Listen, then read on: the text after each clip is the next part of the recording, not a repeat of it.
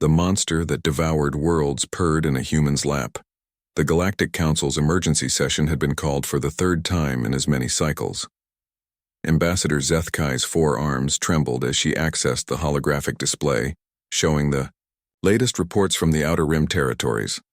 17 systems, she announced to the assembled delegates. 17 entire star systems, consumed in the past lunar cycle alone. The creature they called Velnath, the World Eater in the Old Tongue, had been carving a path of destruction across the galaxy for nearly a standard year. Planets stripped bare of all organic matter. Entire ecosystems reduced to lifeless rock. The pattern was always the same. A massive shadow would blot out the sun, and within hours nothing would remain but empty husks floating in space. Commander Hixtar of the Drakmari fleet leaned forward, his reptilian features grim. Our most advanced warships cannot even scratch its hide. Energy weapons pass through it like light through water. Kinetic weapons are absorbed before impact. It's as if the creature exists partially outside our dimensional space. And it's heading toward the inner colonies, added General Krelin, her insectoid mandibles clicking nervously. At its current rate of consumption, it will reach Centauri Prime within 6 cycles. The debate that followed was heated but futile. Every military option had been exhausted. Every scientific approach had failed. The galaxy's greatest minds had spent months searching for a solution, only to watch helplessly as Velnath continued its inexorable advance. That's when Ambassador Chenwei of Terra spoke up. "If I may," she said quietly, her voice cutting through the chaos. The chamber fell silent. Humans were still relatively new to the Galactic Council, their species having achieved interstellar travel only 2 centuries prior. "I might have a unconventional suggestion." Zethkai's eye stalk swiveled toward the human representative. "Ambassador Chen, while we appreciate any input, this creature has consumed worlds older than your entire civilization. What could your species possibly—" "We have experience with large, dangerous predators," Chen interrupted, a slight smile playing at the corners of her mouth. "The key is understanding what they truly want." The council members exchanged bewildered glances. Several delegates began speaking at once, their voices rising in skepticism and outrage. How could these primitive mammals comprehend a threat that had baffled the galaxy's most advanced civilizations? Chen waited for the commotion to die down before continuing.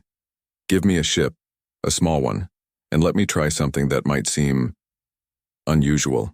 3 days later, Dr. Sarah Martinez found herself aboard a converted research vessel, approaching the massive entity that had terrorized half the galaxy. The Velnath was even more imposing up close, a writhing mass of shadow and starlight, the size of a small moon, tendrils of pure darkness reaching out to caress nearby asteroids before reducing them to nothing. "Are you absolutely certain about this, Dr. Martinez?" came the voice of Captain Torres over the comm. The rest of the ship's crew had evacuated to minimum safe distance, leaving only Sarah and her equipment. "As certain as I can be," she replied, checking the cargo bay one final time. "Remember, no matter what happens, no sudden movements, no loud noises, and whatever you do, don't try to rescue me." The research vessel's docking clamps released a small pod containing Sarah and her precious cargo. As the pod drifted toward the cosmic horror, she could hear the panicked chatter from the observation fleet several light minutes away. Every species in the galaxy was watching, waiting to witness either humanity's greatest triumph or most spectacular failure. Velnath noticed the approaching pod immediately. Tentacles of pure void reached out, probing the small craft's hull. Sarah held her breath as reality seemed to warp and bend around her. Then, surprisingly, the creature pulled back, waiting. Sarah opened the pod's airlock and stepped out into the impossible space within the creature's body, a pocket dimension where physics bent to accommodate biology on a cosmic scale. The air was thick and warm, humming with an energy that made her bones vibrate. And there, in the center of this vast organic cathedral, she saw it. Not the terrible destroyer of worlds the galaxy feared, but something else entirely, something familiar. Velnath was curled into a massive spiral, its form more solid here in its own internal space. What the galaxy had seen as writhing tentacles of destruction were actually whiskers, enormous, cosmic whiskers, and those planet-crushing appendages that had reduced entire worlds to nothing? Paws. They were paws. "Hello there, big guy," Sarah whispered, reaching into her pack. The creature, easily the size of Earth's moon, opened one massive eye, an eye that held the depth of nebulae and the warmth of a dying star. It regarded her with the unmistakable expression every human recognized instantly: curiosity, and perhaps, if she was reading it right, loneliness. Sarah pulled out a device that looked almost insultingly mundane in this cosmic setting, a simple laser pointer, jury-rigged with quantum amplifiers to project its beam across interstellar distances. She flicked it on, and watched as a tiny red dot appeared on the creature's massive paw. Velnath's eye immediately locked onto the dot. Its entire body shifted, cosmic whiskers twitching with interest. Sarah moved the dot across the creature's paw, then up along its leg.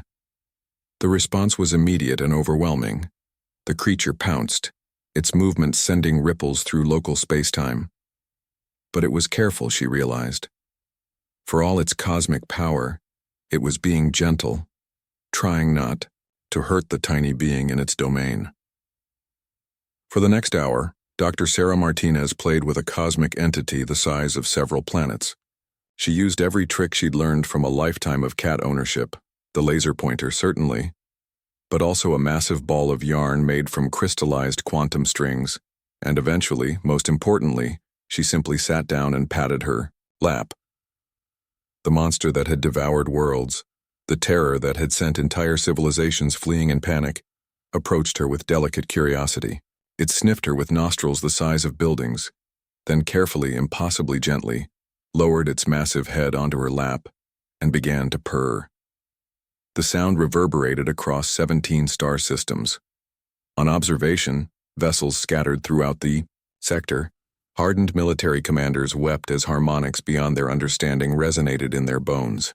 It was a sound of contentment, of loneliness finally assuaged, of a cosmic creature that had been searching the galaxy not for worlds to devour, but for someone to play with, someone to understand that sometimes the most fearsome predators just wanted a friend. Within a week, Velnath had been relocated to an uninhabited system rich with asteroid fields and dead planets, plenty of space to play without threatening inhabited worlds. The Galactic Council established the first interstellar pet care protocols, with Dr. Martinez serving as the chief xenobiological behavioral specialist. And when the reports came in from deep space, describing other cosmic entities approaching, from beyond the galactic rim, creatures of ice and metal, beings of pure energy, things that defied description, the galaxy no longer panicked. They called the humans. After all, every species in the galaxy now knew the truth that humanity had understood for millennia. There was no creature so large, so alien, or so dangerous that it couldn't be befriended by someone with enough patience, understanding, and the right kind of treats. Even the monsters that devoured worlds just wanted someone to scratch behind their ears.